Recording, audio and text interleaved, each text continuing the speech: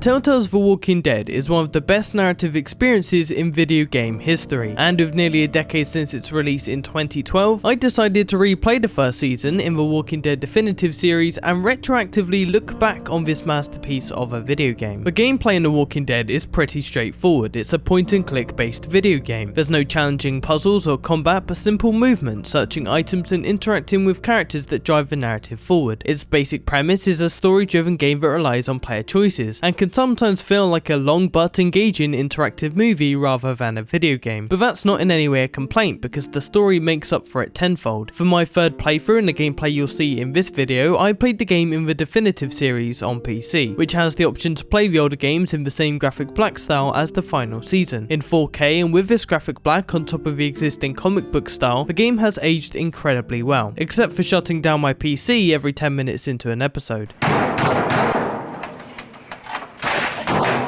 The Walking Dead is a 5-part episodic adventure, so I'm going to break down the game episode by episode and break away my thoughts from there. From here on out, there will be spoilers for the first season of Telltale's The Walking Dead.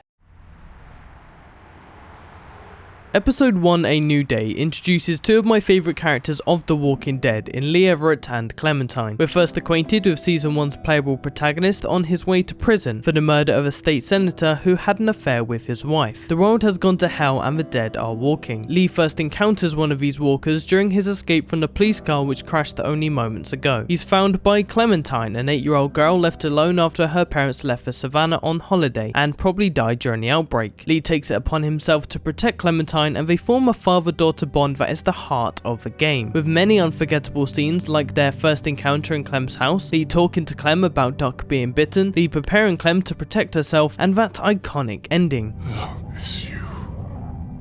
Me too. The journey is so very heartfelt in retrospect, which is what you want from a good narrative, to have characters like these that can really get you attached, and have great chemistry with each other. Lee guiding Clem is also what affected my decision making ahead of anything else. The choices I made, as Lee always had Clementine in mind, because after all she was in my care and looked up to the actions Lee took. Even when being this cautious, I had to at times put this to the side and do what's best for Clementine, like stealing the supplies at the end of episode 2. It might have been morally wrong and something Clem didn't want to do, but for the survival of a group and Clementine, it was a sacrifice I had to make. Some actions can also have a great impact when you think Clem isn't around and she is, like killing Danny St. John in the second episode.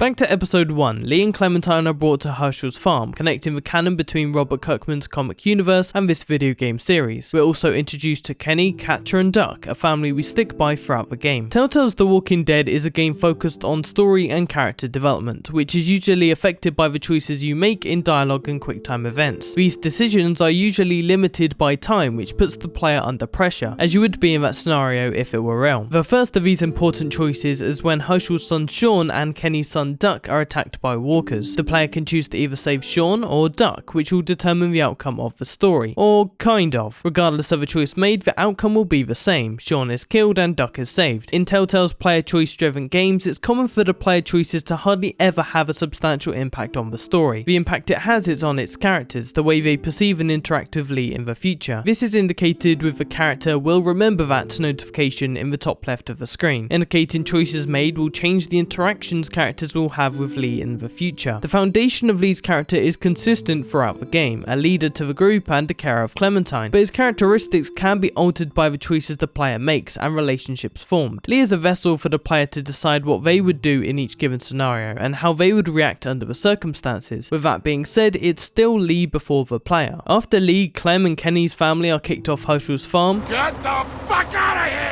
we're introduced to a new group of survivors in Carly, Doug, Lily, Larry and Glenn, who you might also recognise as another iconic character from the comic and AMC universe. Our objective in episode 1 is to get medicine for Larry. The biggest and most impactful choice of episode 1 is during our escape, where walkers are breaking into the pharmacy and Carly and Doug are about to be bitten by walkers. Carly is Lee's potential romantic interest, ironically interested in Doug, who also knows about Lee's convicted trial before the outbreak, and Doug is a nerd who knows how to program a TV remote. Without much hesitation, I chose to save Carly. Sorry Doug, and for the first time, this is one of those choices that has a lasting impact. Whoever you chose to save is the character that will be saved, and the other dies, until Lily murders them in cold blood only a few episodes down the line. So does it really matter? I don't know. There's better interactions with Carly though, so I decided to save her.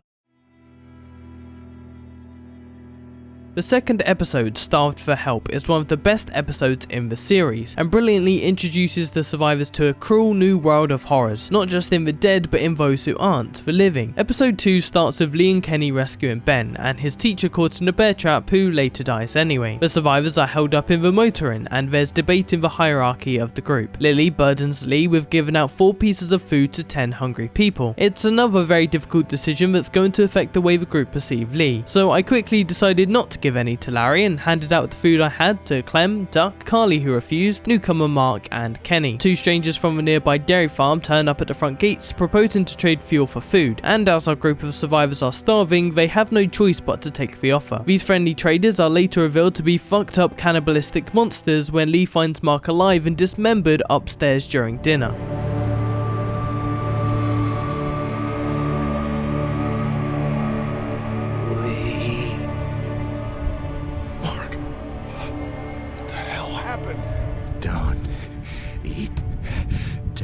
It turned out, after Mark was injured by bandits and taken in to recover, Brenda, Danny and Andy cut him up and had him cooked for dinner. It was terrible, but in a good way. You can't be playing and reacting to this episode for the first time, but even playing it again, it's just unnerving watching these maniacs act so normal when you know what they're really up to. After preventing everyone except Duck from eating Mark's cooked legs, Mom, I was eating that! the group is trapped in the cellar, in which Larry has a heart attack and we're given the option to either side with Lily and try to save him, or side with Kenny like I did and bash his fucking skull in. I don't regret what I did. What comes next ends the episode incredibly well. From Danny to Brenda to Andy, Lee takes out the St. John's family, or at least you as the player have the option to, keeping Clementine's influence in mind. I chose not to kill Andy and leave him to the walkers, a scene that I think is one of the best in the series. Don't you dare walk away from me, Lee!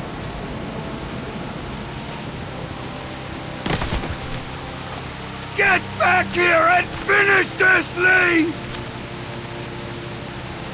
They're getting in!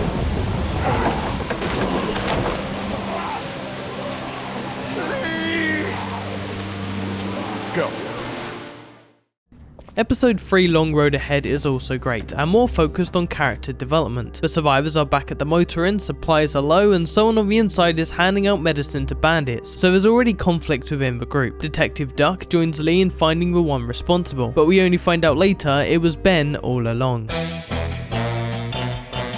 The bandits attack the motor inn and the group is forced to leave, but not before a walker gets a hold of Catcher and Duck, who gets bitten. Lily, still furious at Carly and Ben for being the ones responsible and betraying the group, kills Carly in cold blood. The player then has to choose to either allow Lily back into the RV or to leave her on the side of a road, almost assuring her death. Of course I left her. In retrospect, knowing what Lily does, I made sure to side with Kenny every chance I got this time around, because God, I hated Lily. I didn't like Larry either, and Ben until his redeeming scene in episode 4. But if you build up this connection between Lee and Kenny, he really becomes a character you can trust, a best friend. Lee and the survivors find a train and are introduced to Chuck, a homeless man who warns Lee to fix Clementine's hair and teach her to protect herself, otherwise she would end up just like Duck, dead. So that's exactly what Lee does. In one of the most iconic scenes in the game, he teaches Clem to protect herself by shooting a gun and cuts her hair so she can't be easily grabbed by the living or dead. Does it look dumb?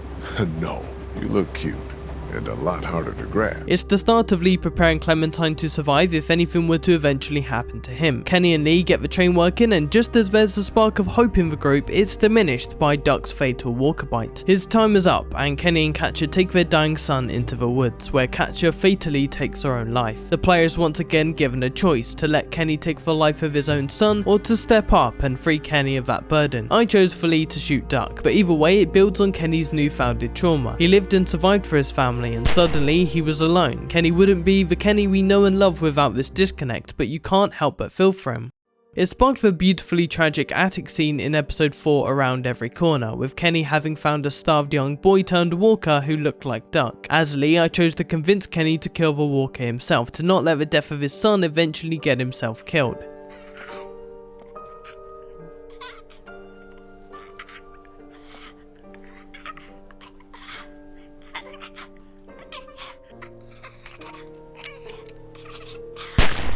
It's a sad moment for Kenny, but a beautiful one. Unfortunately, not much else happens in episode 4. Lee and Kenny leave to find a boat, the group discover and go to Crawford for supplies, Chuck gets killed, and Clementine disappears twice. I didn't ever feel bored playing the game, but the Crawford arc is admittedly the least entertaining aspect of a game in my opinion. However, when escaping Crawford, another big player choice arises. Ben gets pulled from the top of a clock tower, and Lee can either drop him to his death or pull him up. Ben's been a fuck up throughout the series. He was pretty much the reason Catcher and Duck died, he put the group at risk in Crawford, and he could easily make the same mistakes again. But this is a matter of killing a man due to the mistakes he's made or saving him, so of course I decided to pull him up.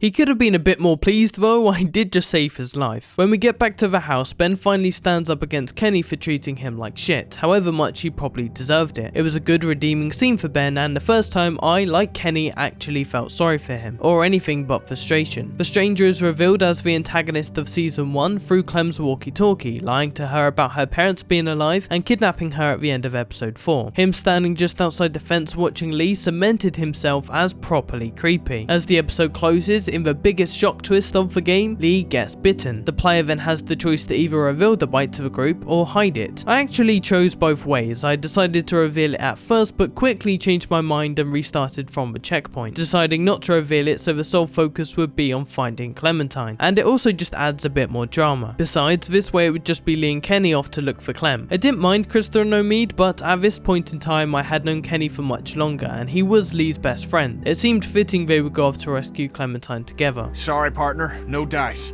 You had my back every step of the way. No way I'm letting you do this alone.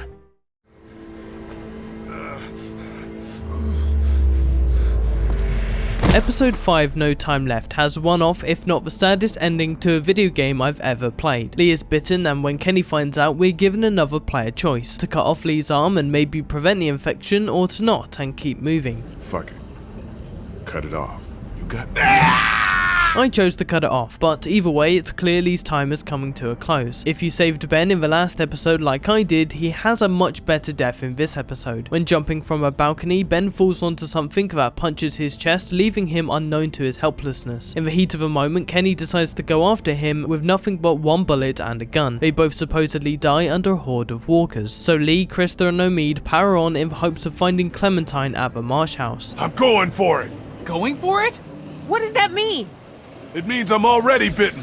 I just have to push my way through. Lee ends up climbing down into a horde of walkers already bitten with no hope for survival, marching through and tearing apart the walkers to confront the stranger. As it turns out, the stranger was the owner of a car Lee and the group stole dump supplies from at the end of episode 2. The stranger explains that because they stole the supplies, his wife and daughter left him, who he found dead in the street only a few days later. He sought revenge, but soon came to the conclusion that Lee was putting Clementine in danger, and she could replace his dead daughter. The crazy son of a bitch even had and spoke to the head of his walker daughter kept in a handbag. Depending on the way your encounter goes, either Lee or Clem kills the stranger, and the two escape through the horde of walkers by covering themselves in walker blood.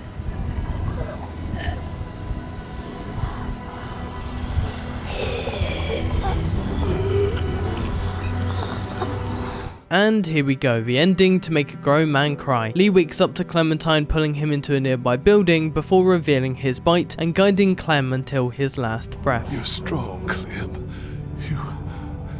You can do anything. But I'm little.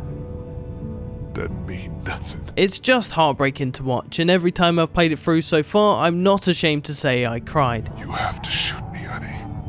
Lee, no. It's okay. It's okay. I think you've got to have a heart of ice if you didn't manage to at least conjure a few tears playing this game for the first time.